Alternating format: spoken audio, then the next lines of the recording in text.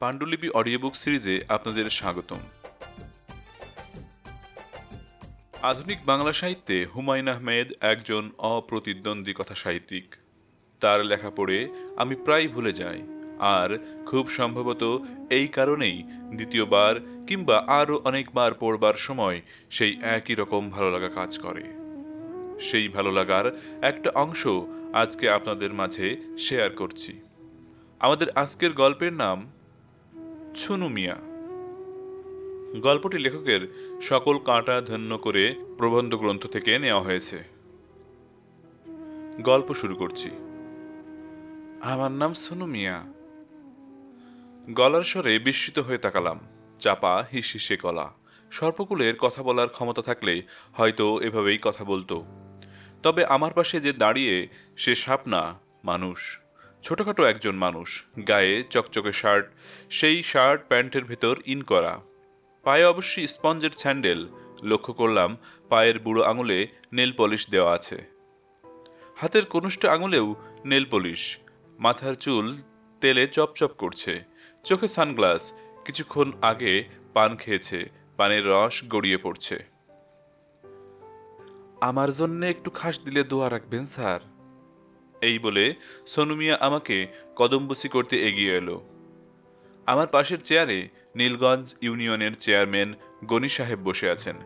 তিনিও সোনু মিয়ার মতোই ছোটখাটো মানুষ, তবে তার গলায় অসম্ভব জোর।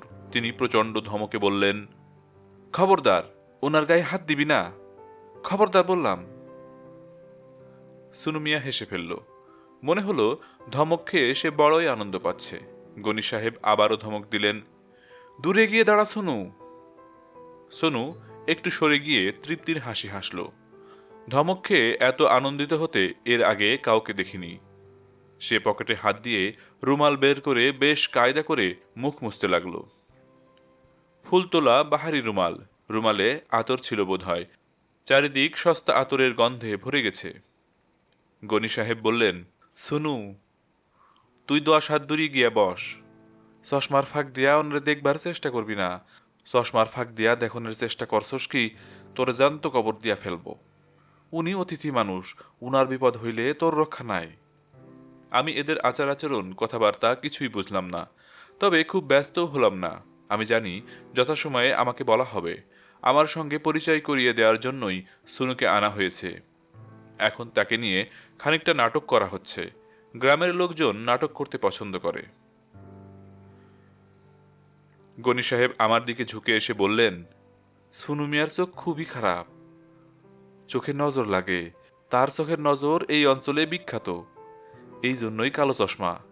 ইউনিয়ন বোর্ডের খরচে চশমা কিনে দেওয়া হয়েছে। তবে হারামজাদা বদের হাড্ডি, চশমার ফাঁক দিয়া দেখার চেষ্টা করে। একটু আগে আপনারে দেখার চেষ্টা করতেছিল, সময় মতো বুঝতে পারছি বইলাই রক্ষা। নজর লাগা ব্যাপারটা আমার অজানা নয়, কিন্তু এই সামান্য ব্যাপারটাতে ওরা এমন বিশিষ্টতা আরোপ করবে, ইউনিয়ন বোর্ডের পয়সায় নজর লাগা ঠেকানোর জন্য সানগ্লাস কিনে দেওয়া হবে, তা ভাবিনি। সানগ্লাস পরিয়ে নজর লাগা ঠেকানো যায়, তাও জানা ছিল না। যার নজর লাগে বলে সবাই মনে করে সে এক ধরনের হীনমন্যতায় ভুগবে, এটাই স্বাভাবিক। সুনু মিয়ার মধ্যে সেরকম কিছু দেখা গেল না, বরং তাকে তার ক্ষমতায় বেশ আনন্দিত মনে হলো। এদিক ওদিক তাকাচ্ছে, কিছুক্ষণ পর পর রুমালে মুখ মুছছে। গনি সাহেব বললেন, এই সোনু, স্থির হইয়া বস, অত কিসের নড়াচড়া। সোনু মিয়া আবারও দাঁত বের করে হাসল। সবাই তার দিকে লক্ষ্য রাখছে, এটাই মনে হয় তার আনন্দের মূল কারণ। আমি তার দিকে তাকিয়ে বললাম, সুনু নামের অর্থ কি?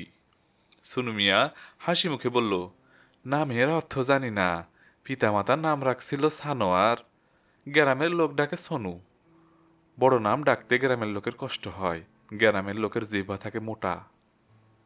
আমি সুনু মিয়ার রসিকতায় অবাক হলাম। তার চেয়েও অবাক হলাম তার গলার স্বরে। আগে যেমন সাপের গলায় কথা বলছিল, এখন তা বলছে না, স্বাভাবিক গলা। মনে হয় প্রথম পরিচয়ের সময় সাপের মতো গলা সে ইচ্ছে করেই করে। শুরুতেই ভয় দেখানোর চেষ্টা। আমি বললাম, তোমার বয়স কত ছুনু? ছুনু কিছু বলার আগেই চেয়ারম্যান সাহেব বিরক্ত গলায় বললেন, স্যার, আপনি এরে তুমি কইরা কইতেছেন কে? তুমি বলো নে লাই পাইতেছে, এরে তুই কইরা বলেন। সুনু উদাস গলায় বলল, তুই এর নিচে কিছু থাকলে সেইটাও কইতে পারেন, অসুবিধা নাই। বয়স যে গাইছেন, বয়স ভালোই হয়েছে। অধিক বয়সে বিবাহ করছি বইলা পোলাপান ছোট ছোট। বড় মাইয়া ক্লাস 6-এ পড়ে। আপনাদের 10 জনের দোয়ায় সরকারি বৃত্তি পাইছে। আমি বিস্মিত হয়ে গনি সাহেবের দিকে তাকালাম।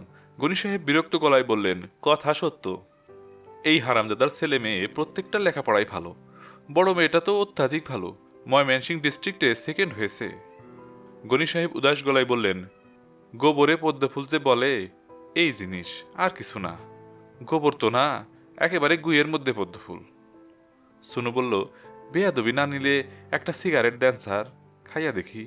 বিড়ি টানতে টানতে কইলদার কাম শেষ। আমি পকেট থেকে সিগারেট বের করলাম। গনি সাহেব হা হা করে উঠলেন। হাতে দিবেন না স্যার, হাতে দিবেন না, মাটিতে ফিক্কা মারেন বলে তিনি অপেক্ষা করলেন না। আমার হাত থেকে সিগারেট নিয়ে নিজেই সুনুর দিকে ছুঁড়ে মারলেন। সুনু সেই সিগারেট শূন্য থেকে লুফে নিল। গনি সাহেব বললেন, এই হারামদাদার কাছ থেকে যত দূরে থাকা যায় ততই মঙ্গল। হারামদাদার চোখ শয়তানের চোখের চেয়েও খারাপ। আমি বললাম, কিরকম খারাপ? গনি সাহেব অত্যন্ত উৎসাহের সঙ্গে বললেন, ধরেন একটা লকলকা লাউ গাছ। সুনু যদি সেই গাছ দেখে বলে, আহা কি সুন্দর গাছ, তাহলেই কাম সারা। 24 ঘন্টার মধ্যেই গাছের মৃত্যু। সুনু আপত্তির গলায় বলল, কিছু না বললেও হয়, বলা লাগে না। আমি সন্দেহের গলায় বললাম, এটা কি পরীক্ষিত? আমার সন্দেহে গনি সাহেব আহত হলেন। ক্রুদ্ধ গলায় বললেন, অবশ্যই পরীক্ষিত। গাছপালা, গরু ছাগল, মানুষ সবেতেই তার চোখ লাগে। সুনু উদাস গলায় বলল, কল কবজার মধ্যেও লাগে। গনি চাচা, বজলু ভাইয়ের সাইকেলের গপটা স্যাররে বলেন, স্যার মজা পাইব। বজলুর সাইকেলের গল্পটা শুনলাম। বজলু স্থানীয় প্রাইমারি স্কুলের শিক্ষক। নতুন সাইকেল কিনেছে, প্রিন্স সাইকেল। অনেকের সঙ্গে সুনুও সাইকেল দেখতে গেল এবং ফস করে মনের ভুলে বলে বসল, জবর সাইকেল খরিদ করছেন বজলু ভাই, এমন সাইকেল লাখে একটা। এই বলাই কাল হলো। কথা শেষ হবার সঙ্গে সঙ্গে পেছনের চাকা বাস্ট। শব্দ হয়েছিল দুনলা বন্দুকের গুলির মতো। গল্প শুনে বিস্মিত হবার ভঙ্গি করব কিনা বুঝতে পারছি না। আমি বিস্মিত হলে গনি সাহেব খুশি হন। তিনি গত 3 দিন ধরে আমাকে নানাভাবে বিস্মিত করার চেষ্টা করে যাচ্ছেন। গতকাল এক গায়ক নিয়ে এসেছিলেন, যার গলা নাকি অবিকল হেমন্তের মতো। কোনো 19-20 নেই, গায়কের গলা আসলেই ভালো। তবু গণ্ডগ্রামের লুঙ্গি পরা খালি গায়ের তুমি এলে অনেক দিনের পরে যেন বৃষ্টি এলো শুনতে ভালো লাগে না। ঝাড়া 2 ঘন্টা হেমন্তের গান শুনলাম। গায়কের ধৈর্য যেমন অসীম, মুখস্থ গানের সংখ্যাও অসীম। গান শুনে আমি ক্লান্ত ও বিরক্ত। তারপরেও বিস্মিত, অভিভূত হবার ভঙ্গি করে বলতে হলো, অদ্ভুত, এরকম তো শুনিনি। গনি সাহেব দীর্ঘ নিঃশ্বাস ফেলে বললেন, বড়ই আফসোস, কত বড় বড় প্রতিভা পল্লীগ্রামে নষ্ট হইতেছে।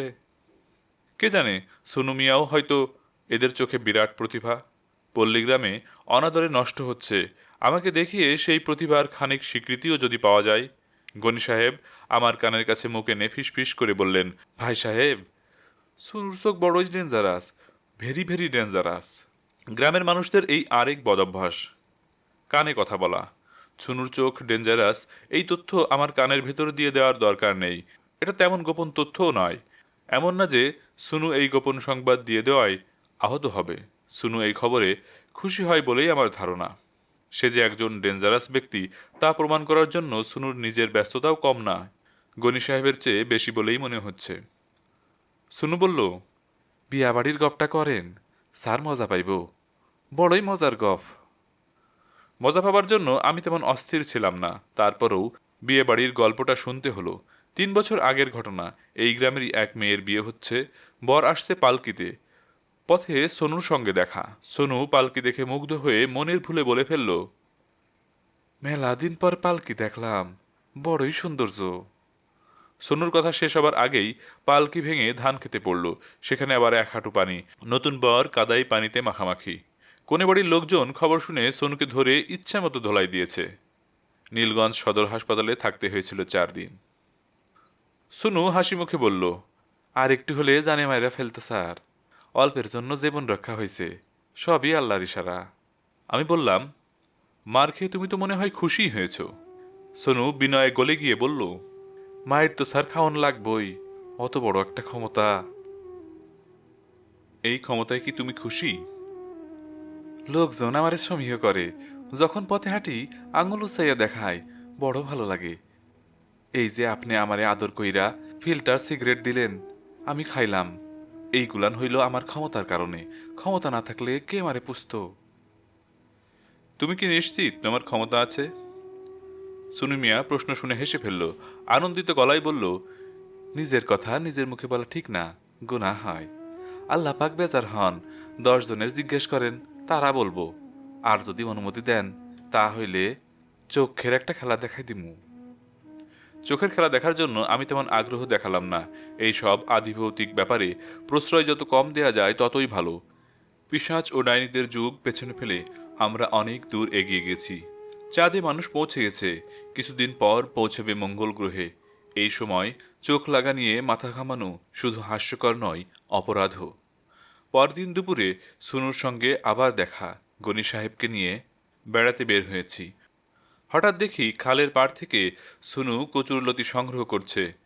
সুনুর গায়ে আগের দিনের পোশাক নেই, ময়লা লুঙ্গি, খালি গা, চোখে সানগ্লাসও নেই। সুনুর সঙ্গে 12-13 বছরের ফুটফুটে একটা মেয়ে। সুনুর তুলনায় তার মেয়েটার পোশাক পরিপাটি, ফ্রকটা সুন্দর এবং পরিষ্কার, মাথার চুল বেনি করে বাঁধা। এই বোধহয় সুনুর বৃত্তি পাওয়া মেয়ে। আমি বললাম, কে? সুনু না?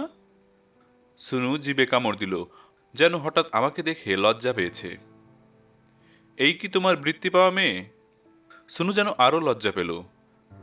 আমি মেয়েটির দিকে তাকিয়ে বললাম, নাম কি মা? মেয়ে বিস্মিত এবং খুশি খুশি গলায় বলল, মরিয়ম। সুনু বলল, চাচা জান রে কদম বুসি কর মা, মুরব্বীরে আদব করবা না, এই সব আমি সহ্য করব না।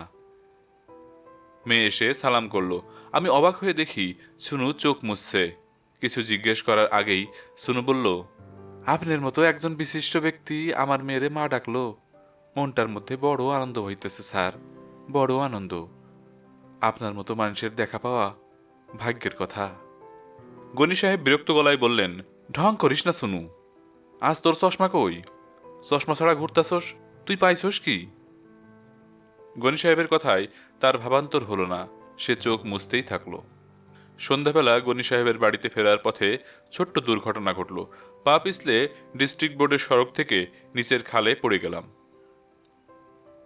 ব্যথা ভালোই পেলাম, পা মচকে গেল। দেখতে দেখতে ফুলে ঢোল। গনি সাহেব গম্ভীর গলায় বললেন, এই রকম ঘটনা যে ঘটবো আগেই টের পাইছি। সুনু যখন বলছে আপনার মতো মানুষের দেখা পাওয়া ভাগ্যের কথা, তখনই বুঝছি হইছে কাম। আমি বললাম, গনি সাহেব, আমি নিজের কারণে ব্যথা পেয়েছি, পা পিছলে পড়ে গেছি। বেচারা সুনুকে এর মধ্যে জড়ানো খুবই হাস্যকর হচ্ছে। গনি সাহেব থতমত গলায় বললেন, শুকনা খটখটা রাস্তা, এর মধ্যে আপনার পা পিছলাইল, বিষয় কি? বিষয় পরিষ্কার, সুনু হারামজাদা নজর দিছে, তার চোখে ছিল না চশমা। এটা তো সোজা হিসাব। হারামজাদার সাহস কত, চশমা ছাড়া ঘরে, এর মীমাংসা হওয়া দরকার। অন্ধবিশ্বাসের সঙ্গে তর্ক চলে না, কাজেই আর কিছু না বলে আমি গনি সাহেবের কাঁধে ভর দিয়ে ঘরে ফিরলাম। আমার উপর সুনু নজর দিয়েছে এই খবর কিছুক্ষণের মধ্যে রাষ্ট্র হয়ে গেল। দলে দলে লোকজন আমাকে দেখতে আসতে লাগলো। যেই আসে গনি সাহেব তার কাছেই নজর লাগার প্রক্রিয়া ব্যাখ্যা করেন। আমাকে আমার ফুলে যাওয়া পা দেখাতে হয়। দর্শনার্থী আহা বিদেশি মানুষটারে কি বিপদে ফেলছে বলে সমবেদনার আর্দ্র স্বর বের করে। বিশ্রী অবস্থা। রাতে খাবার সময় গনি সাহেব আমাকে জানালেন যে সুনুকে পাওয়া যাচ্ছে না, সে পালাতক। আমি বিস্মিত হয়ে বললাম, সুনু পালাতক কেন? তার নজর লাগছে, সেই খবর পাইয়া ভাগছে। ভাইগা যাইব কই, সুনুর কপালে দুঃখ আছে, বেজায় দুঃখ। আমি হতভম্ব গলায় বললাম, মারধর করা হবে নাকি? দেখেন না কি হয়, আইজ তার বাপের নাম বিস্মরণ হবে। আমি আপনার কাছে হাত জোড় করে বলছি, সুনুকে কিছুই বলবেন না। আমি পুরো ব্যাপারটাই খুবই লজ্জিত, আমার লজ্জা আর বাড়াবেন না। গনি সাহেব উত্তর দিলেন না, গম্ভীর হয়ে রইলেন। গ্রামের মানুষ একটা তুচ্ছ ব্যাপারকে কোন পর্যায়ে নিয়ে যেতে পারে তার প্রমাণ পেলাম রাতে। ঘুমিয়েছিলাম, গনি সাহেব আমাকে ঘুম থেকে তুলে বললেন, সুনু ধরা পড়ছে, আসেন দেখা যান। হারামজাদা কত বড় বদ, নিজের ঘরের চালের উপর উঠে বসেছিল, তয় তার জন্মের শিক্ষা হয়ে গেছে। আমি ঘর থেকে বের হয়ে দেখি উঠোনের মাঝখানে ছুনু পড়ে আছে। আমাকে আসতে দেখে কে একজন 5 ব্যাটারির একটা টর্চ ছুনুর উপর ফেললো।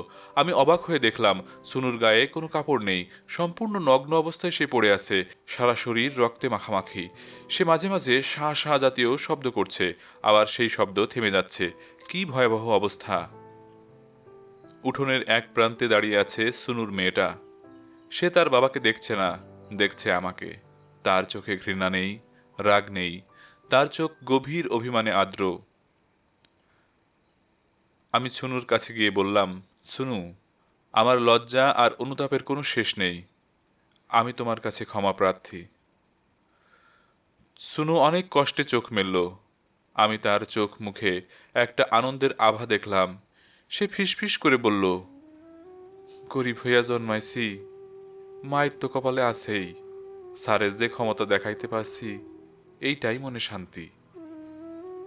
আপনি জ্ঞানী মানুষ, আপনি যেটা বুঝবেন অন্য 10 জনে সেইটা বুঝবো না। তাছাড়া আজকের ঘটনায় নাম আরও ফাটব। এইটাও তো স্যার কম কথা না।